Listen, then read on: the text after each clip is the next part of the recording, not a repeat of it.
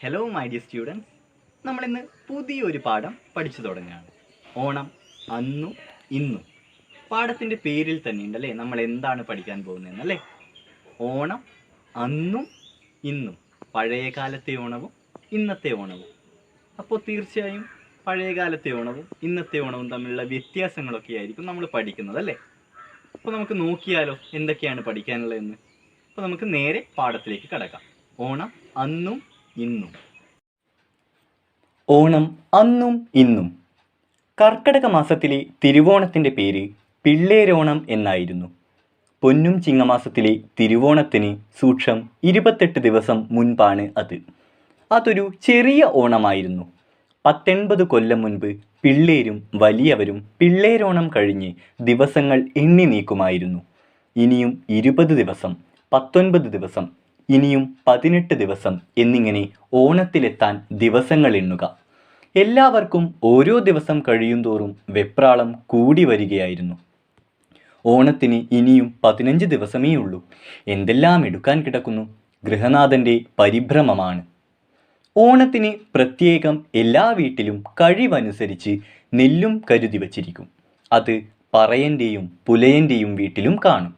കരുതി വച്ചിട്ടില്ലാത്തവൻ കടം കൊള്ളണം. അത്തം മുതൽ കന്യകമാരുള്ള വീട്ടിൽ പൂവിടിയിലുണ്ട്. ആ കാലം പുഷ്പസമൃദ്ധമാണ്. ചെത്തിപ്പൂവാണ് പ്രധാനം. ദൂരെയൊക്കെ പോയി പറിച്ചു കൊണ്ടുവരും. ചോതിയാകുമ്പോൾ ഓണത്തിന് നെല്ലുപുഴുക്കായി. ഏതോ ഒരു നാടൻ പാട്ടിലെ 2 വരി ഞാൻ ഇപ്പോൾ ഓർക്കുന്നു. അത്തപ്പത്തോണം അടുത്തല്ലോ നായരേ, ചോതി പുഴുങ്ങുവാൻ നെല്ലു തായോ. കുടുംബത്തേക്ക് ഓണനെല്ലളക്കുക മാത്രമല്ല, വേലക്കാർക്ക് ഓണം കൊടുക്കുകയും വേണം.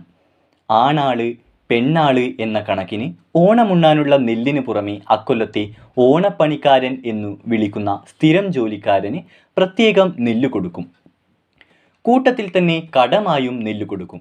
10-15 കുടിവേലക്കാരുള്ള കൃഷിക്കാരൻ്റെ അറയിൽ നിന്ന് അന്ന് കുറേയധികം നെല്ല് അളവ് പോകും. ഓണപ്പണിക്ക് നെല്ലും കടവും പറ്റിക്കഴിഞ്ഞാൽ പിന്നെ അക്കൊല്ലം ആ വേലക്കാരൻ അവിടുത്തെ സ്ഥിരം പണിക്കാരനാണ്. വിശാഖം മുതൽ കച്ചവട സ്ഥലങ്ങളെല്ലാം ചരക്കുകൾ കൊണ്ട് നിറഞ്ഞിരിക്കും. ലിസ്റ്റ് എഴുതിയാണ് പല വ്യഞ്ജനങ്ങൾ വാങ്ങുക.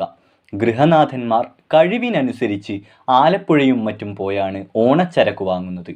എൻ്റെ അച്ഛൻ അമ്പലപ്പുഴയിൽ നിന്നാണ് ഓണക്കോടി വാങ്ങിക്കൊണ്ടിരുന്നത്. അവിടെ പടിഞ്ഞാറേ നടയിൽ ഒരു തമിഴ് ബ്രാഹ്മണൻ്റെ കടയുണ്ടായിരുന്നു. തകഴിക്കാർ പലരും അദ്ദേഹത്തിന് പറ്റുവരവുകാരായിരുന്നു. ചരക്കിൻ്റെ വില മേടമാസത്തിൽ കളത്തിൽ നിന്ന് നെല്ല് അളന്നുകൊടുത്താണ് തീർക്കുക. മൂലം പൂരാടം ദിവസങ്ങൾ പച്ചക്കറി വാങ്ങുവാനുള്ളവയാണ്. കൃഷിക്കാരൻ സാധാരണയായി ഒരേ സമയം ജന്മിയും പാട്ടക്കാരനുമായിരിക്കും. കയ്യകലത്തുള്ള സ്വന്തം നിലങ്ങൾ ആരെയെങ്കിലും പാട്ടത്തിനേൽപ്പിച്ചിരിക്കും. അടുത്തുള്ള നിലങ്ങൾ പാട്ടത്തിനേറ്റുവെന്നും വരും. പാട്ടത്തിനേറ്റിട്ടുള്ള നിലങ്ങളുടെ ജന്മിക്ക് ഓണക്കാഴ്ച കൊടുക്കണം.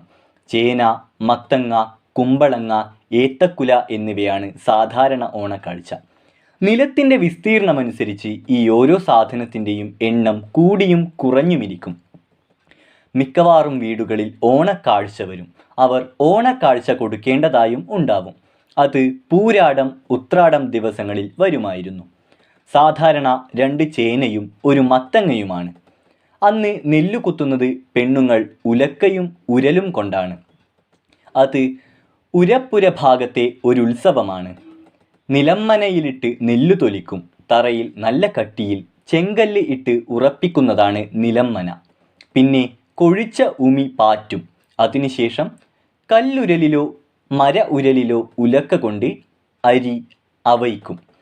ഇതിൽ പല വാക്കുകളും ഇന്നത്തെ തലമുറയ്ക്ക് പുത്തനായിരിക്കും.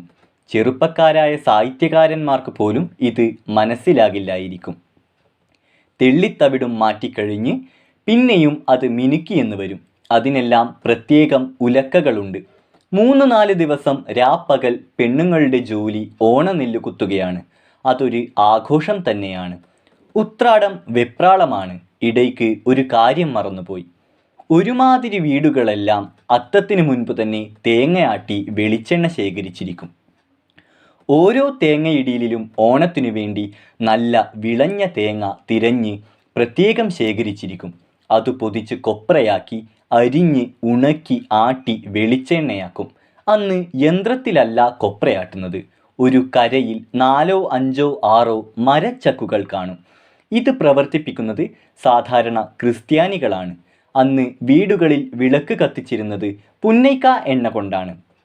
അപ്പോൾ ചക്കും ചക്കാട്ടുന്നവരും നാട്ടിൽ ഒഴിച്ചുകൂടാൻ വയ്യാത്ത ആവശ്യങ്ങളായിരുന്നു. അവരാണ് വീടിന് വെട്ടം തരുന്നത്. പൂരാടം ഉത്രാടം ദിവസങ്ങളിലാണ് വറുക്കലും കരിക്കലും. 4 ഇനം ഉപ്പേരി, ശർക്കര പുരട്ടി എല്ലാം അന്നാണ് ഉണ്ടാക്കുന്നത്. ഉപ്പേരിയും ശർക്കര പുരട്ടിയുമെല്ലാം നാട്ടിൽ വിശേഷ വിഭവങ്ങളായിരുന്നു. ഇന്നത് വിശേഷ വിഭവമല്ല. പാക്കറ്റിൽ കടകളിൽ കിട്ടും. ചിപ്സ് എന്ന ഓമന പേരിൽ. അന്നൊക്കെ ഒരിക്കലേ എൻ്റെ വീട്ടിൽ ഉപ്പേരി വറുക്കുമായിരുന്നുള്ളൂ. അത് ഓണത്തിനായിരുന്നു. മിക്കവാറും വീടുകളിലെ സ്ഥിതി ഇതായിരുന്നു. ഓണം കൊണ്ടാടാൻ നിവൃത്തിയില്ലാത്ത പാവപ്പെട്ടവൻ അന്ന് നിവൃത്തിയുള്ള വീടുകളിലെത്തും. അരിയോ നെല്ലോ തേങ്ങയോ അവർക്ക് കൊടുക്കുകയും ചെയ്യുമായിരുന്നു. ഓണം കൈക്കൊള്ളാൻ വരുന്നവരെ ഒരിക്കലും വെറും കൈയോടെ അയക്കുമായിരുന്നില്ല. ഇന്ന് അതുണ്ടോ? പച്ചക്കറികളുടെ കാര്യത്തിൽ അടുത്ത വീട്ടുകാരെല്ലാം പരസ്പരം സഹകരിച്ചിരിക്കും. മുരിങ്ങക്ക ആലപ്പുഴയിൽ കിട്ടാതെ വന്നാൽ അടുത്ത വീട്ടുകാർ തിരുവോണത്തിനുള്ള മുരിങ്ങക്ക തന്നെന്നിരിക്കും. 18 മണി പയർ അവർക്ക് കിട്ടിയില്ല, അത് ഇവിടെയുണ്ട്, കൊടുത്തുവെന്നിരിക്കും. ഉത്രാടം അസ്തമിച്ച് തിരുവോണം വെളുക്കുമ്പോഴാണ് പൂമാറ്റ്. നാടാകെ പൂമാറ്റത്തിൻ്റെ കുരവയും ആർപ്പും കൊണ്ട് ശബ്ദമുഖരിതമായിരിക്കും. എന്തൊരാഘോഷമായിരുന്നു അത്! രാവിലെ മക്കൾക്കും അനന്തരവർക്കും എല്ലാം ഓണക്കോടി കിട്ടും. അന്നൊക്കെ സത്യത്തിൽ സദ്യയല്ല പ്രധാനം, ആഘോഷമാണ്. ഊണു കഴിഞ്ഞ് ചെറുപ്പക്കാർ കിളിത്തട്ടും കുടുകുടുവും ഇന്നത്തെ കബഡി തലപ്പന്തു കളിയുമൊക്കെ ആണ്. തുറന്ന പറമ്പുകളിലും അമ്പലമുറ്റത്തുമെല്ലാമാണ് ആൺപിള്ളേർ കൂടുക. പെൺപിള്ളേർ തുമ്പിതുള്ളൽ തുടങ്ങിയ വിനോദങ്ങളിൽ ഏർപ്പെട്ടിരിക്കും. സ്ത്രീകൾ തിരുവാതിര കളിക്കാണ് പോവുക. 3-ാം ഓണം ചതയം കാഴ്ചക്കാർക്ക് സദ്യയാണ്. ഓണാഘോഷത്തെക്കുറിച്ച് എല്ലാമായില്ല. ഓണം ഒരു വലിയ ആഘോഷമായിരുന്നു. ആഘോഷം മാത്രമാണോ? ഇന്ന് അതൊരു ഒഴിവുകാലമാണെന്നും തോന്നും. ഇന്ന് ഉപ്പേരിക്കും ശർക്കര പുരട്ടിക്കും സ്വാദില്ല. അവിയലും എരിശ്ശേരിയും എന്നും കഴിക്കുന്ന കറികളാണ്. പരിപ്പും നെയ്യും ഒരു വിശിഷ്ട വസ്തുവാണോ? തൈരില്ലാതെ ഉണ്ണാൻ വയ്യാത്തവർക്ക് ഓണക്കാലത്ത് തൈരിന് സ്വാദുണ്ടോ? ഇന്ന് ഓണം ഉണ്ണുന്നത് എന്നും ഉണ്ണുന്നത് പോലെ തന്നെയാണ്. എല്ലാവരും ഒരു ഹോളിഡേ മൂഡിലാണ്. തിരുവാതിരക്കളി വലിയ ആഡിറ്റോറിയത്തിൽ സർക്കാർ സംഘടിപ്പിക്കുന്ന ഓണാഘോഷത്തിൻ്റെ ഭാഗമായി മാറിക്കഴിഞ്ഞു. അങ്ങനെ അത് തിരുവാതിരക്കളി അല്ലാതെയുമായി. പെണ്ണുങ്ങൾ വേഷം കെട്ടി പൂവും ചൂടി പൗഡറുമിട്ടാണല്ലോ തിരുവാതിര കളിക്കാൻ പോകുന്നത്. ഓണം ഒരുപാട് മാറിപ്പോയി. അതേപ്പറ്റിയൊക്കെ എന്തു പറയാനാണ്? തകഴി ശിവശങ്കരപിള്ള. പണ്ട് കാലത്തെ ഓണത്തെ പറ്റിയാണ് പറഞ്ഞിരിക്കുന്നത് അല്ലേ?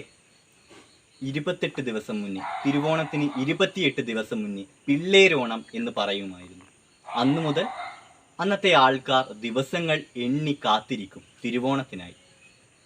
തിരുവോണം ആകുമ്പോഴേക്കും, അതായത് പിള്ളേരോണം മുതൽ ദിവസങ്ങൾ കുറഞ്ഞു വരുമ്പോൾ എല്ലാവർക്കും വെപ്രാളമാണ്. കാരണം ഓണമാകുമ്പോഴേക്കും പലതും ചെയ്തു തീർക്കാനുണ്ട്. അതിനായിട്ടുള്ള നെട്ടോട്ടമാണ്. അതാണ് നമ്മളിപ്പോൾ വായിച്ചത് അല്ലേ?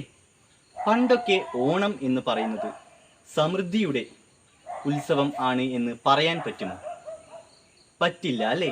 കടം കൈക്കൊണ്ടും ഓണം ഉണ്ണുന്നവരായിരുന്നു അന്നത്തെ കാലത്തുണ്ടായിരുന്നത്. ജന്മികളുടെ കീഴിൽ പണിയെടുക്കുന്ന കുടിയാന്മാരുടെ ഓണം നമ്മൾ കണ്ടു അല്ലേ? അപ്പോൾ അന്നത്തെ ഓണവും ഇന്നത്തെ ഓണവും തമ്മിൽ എന്തൊക്കെ വ്യത്യാസങ്ങളാണുള്ളത്? നിങ്ങൾക്ക് വായിച്ചിട്ട് മനസ്സിലായ വ്യത്യാസങ്ങൾ എന്തൊക്കെയാണ്? അതൊന്ന് നിങ്ങളുടെ നോട്ട് പുസ്തകത്തിൽ എഴുതിയിടണം. അപ്പോൾ ആ വ്യത്യാസങ്ങൾ എഴുതിക്കൊണ്ട് നിങ്ങൾ ക്ലാസ്സിൽ വരണം. അപ്പോൾ നമുക്ക് ക്ലാസ്സിൽ വെച്ച് കാണാം.